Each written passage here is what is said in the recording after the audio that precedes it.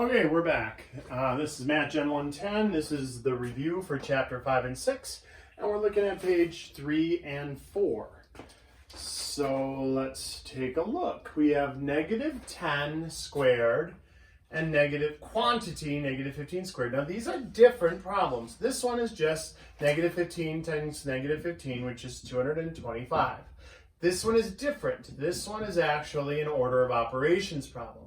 And negative 1 times 10 squared. So that squared basically has no power, no mojo over the negative. So the negative stands alone, and then you do 10 squared. Well, please excuse my dear Aunt Sally, you do exponents before multiplication. So 10 squared is 100 times negative 1.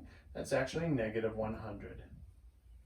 I've had students also say, no, I don't think of it that way. I think of it as the opposite of 10 squared. So then I do 10 squared and get 100, and the opposite of that is negative 100. And that's fine. Either way, however you're most comfortable, all right?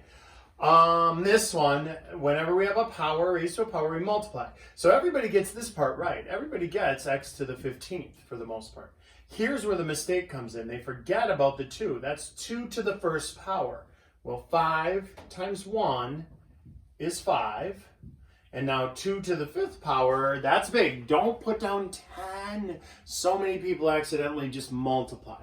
It's an exponent, so that's 2 times 2 is 4, times 2 is 8, times 2 is 16, times 2 is 32, right? So that sum 5 2's is 32x to the 15th. That's a tricky one. Anything to 0 power, 1. It doesn't matter what's inside here. This could be negative 5, x, 9, z, 12, w, 15. And if it's all in parentheses into 0 power, the answer is 1. Negative 57 thirds. I think 57 is divisible by 3. And here's the trick. Here's a trick. 57, if you take 5 plus 7, that's 12. If 12 is divisible by 3, which it is, then so is 57. And that will work on any number with just 3. It is only a trick for 3. So we get negative 19 on the top. And then there's 7 x's on top. There's 21 x's on the bottom. They cancel 1 for 1. X to the 14th left on the bottom. So that one was tricky for 2 reasons. One, a lot of you probably looked at 57 and thought it was prime. It is not prime. It is divisible by 3. 3 times 19. The other thing is you might have looked at the 7 and the 21 and went, oh, that's 3. It isn't 3. Because look, there's 7 of them there. That's shorthand for x, 7 times. That's shorthand for 21 x's. They cancel 1 for 1. So we end up subtracting those exponents and getting 14, and they're left on the bottom because there's way more on the bottom than there are on the top. So that was a double tricky one.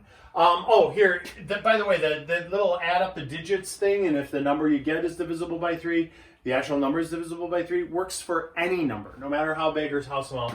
Look, I pulled this 23,871. 2 plus 3 is 5. Plus 8 is 13, plus 7 is 20, plus 1 is 21. Is 21 divisible by 3?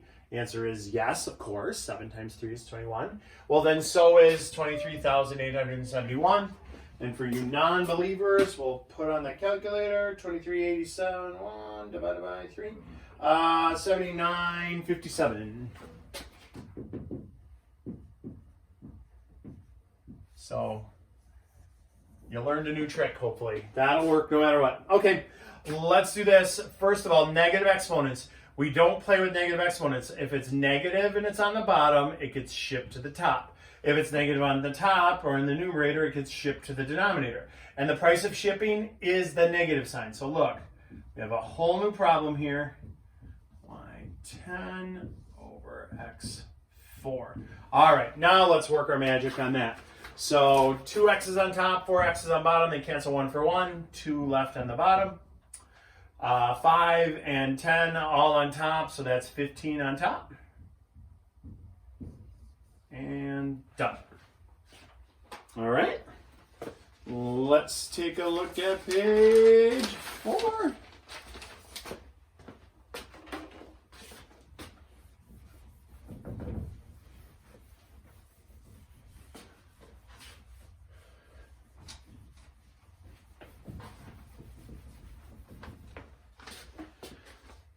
So page 4 has more fun with exponents here. 15 is y squared z to the negative third over x to the third, all raised to the negative 1 power. So what that's going to do is I'm going to take negative 1 times that, negative 1 times that, negative 1 times that.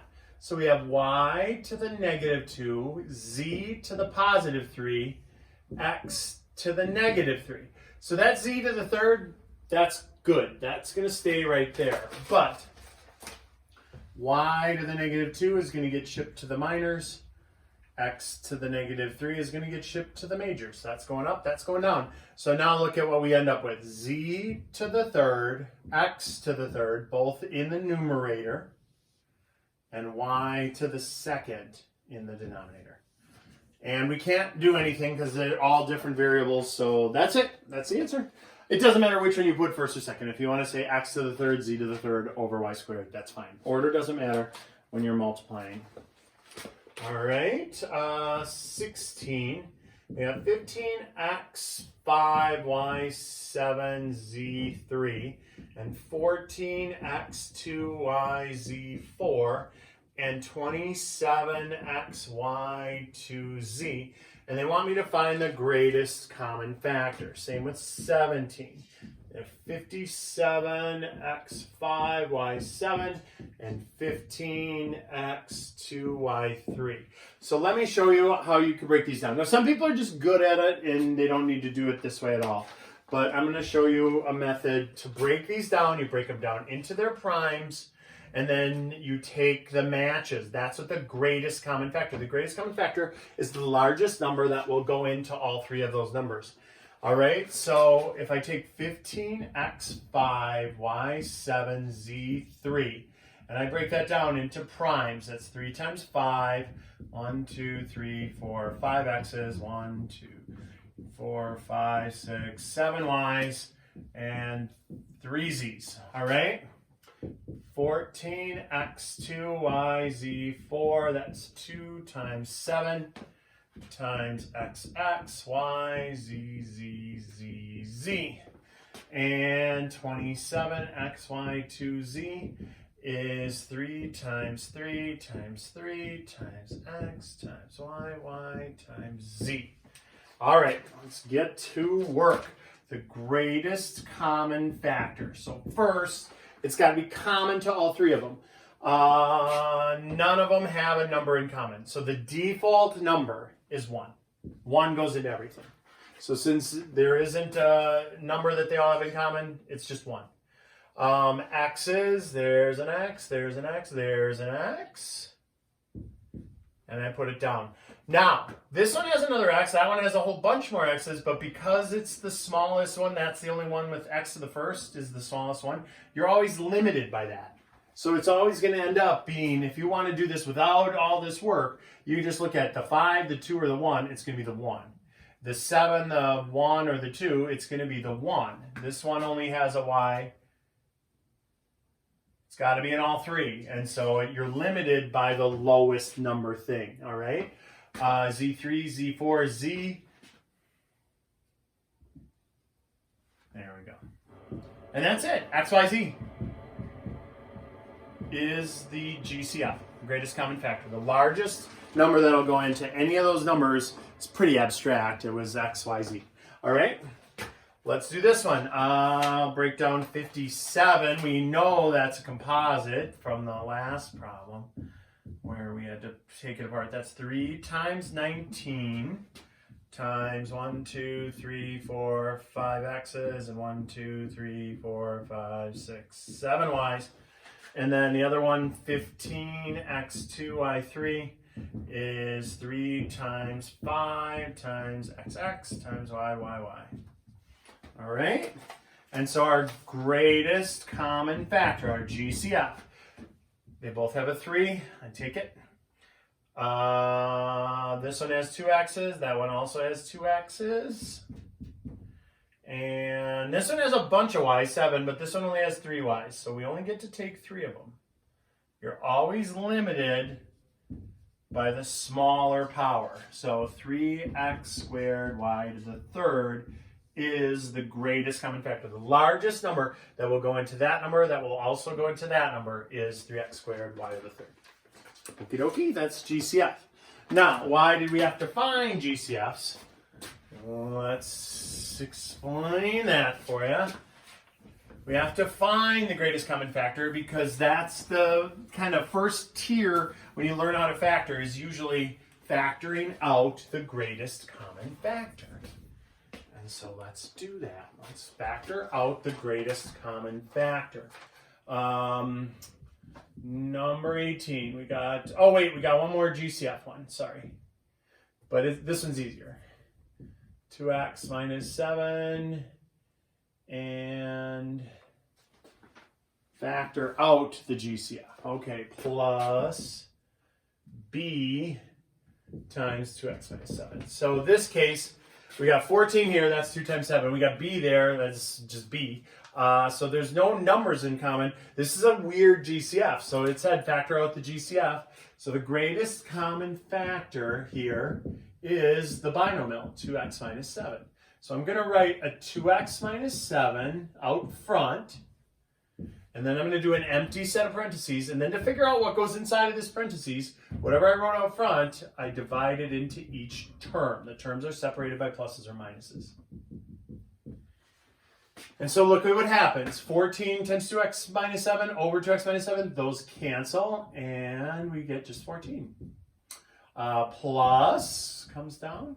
And then b times 2x minus 7 over 2x minus 7. Those cancel, and we just get b. And that's it. We factored. We factored out the 2x minus 7. All right. And that's going to lead us to the next two problems with factoring. We're going to factor by grouping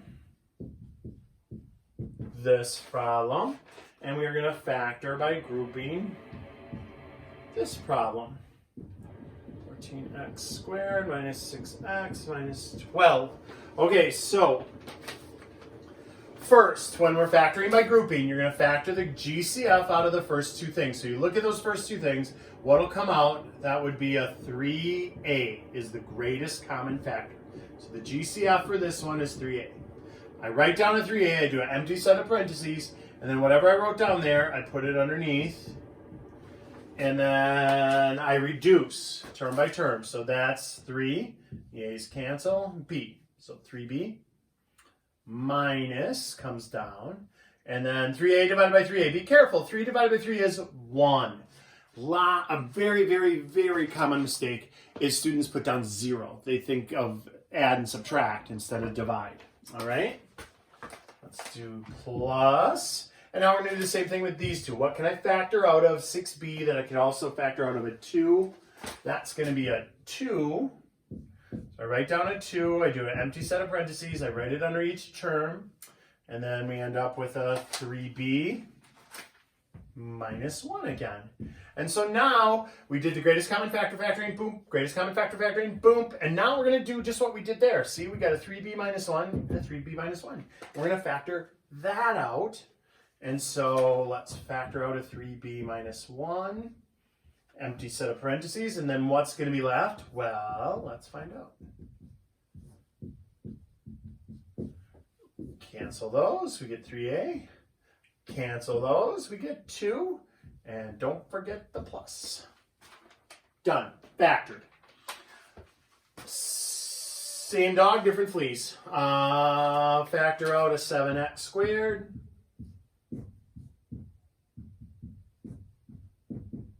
We get x plus 2. The x squareds die. Ooh, this is a little trickier. On the second one, we have to factor out a negative 6. And the reason we have to factor out a negative 6 is, look, a negative divided by a negative is a positive. We needed that to be positive. And a negative divided by a negative is a positive. We needed that to be a positive. Because we want this binomial, x plus 2, to exactly match that binomial. And then the last step is factoring out the binomial. That is the greatest common factor. And so x plus 2, x plus 2. So one of the very common questions I get when doing these problems, minus 6 is, could I just write 7x squared minus 6 times x plus 2? Can I put that minus that first and that second? Absolutely you can. It doesn't matter what order you multiply things. 3 times 5, 5 times 3, 15, either way. All right? Let's look at 21. So this is the factoring that I really liked. I swear this is what drew me into a career in mathematics. Was I liked these problems because you think about this as kind of like a murder mystery or a crime or whatever. And so it has to multiply to be this number and add up to be that number.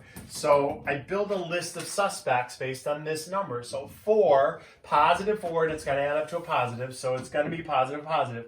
So I have 1 and 4, that multiplies to be 4, and 2 and 2, that multiplies to be 4. But only one of them did it. And so we have to figure out which one did it. Well, that adds up to 5, that adds up to 4. Well, we need it to add up to 5. So that's who did it. And then we're done. We do 2 sets of parentheses. You're taking a second-degree trinomial, 3 terms, and making it into a first-degree binomial times a first-degree binomial.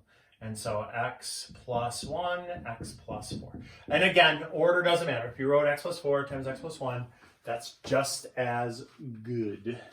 All right, so that is page 3 and 4. Next video will be page 5 and 6.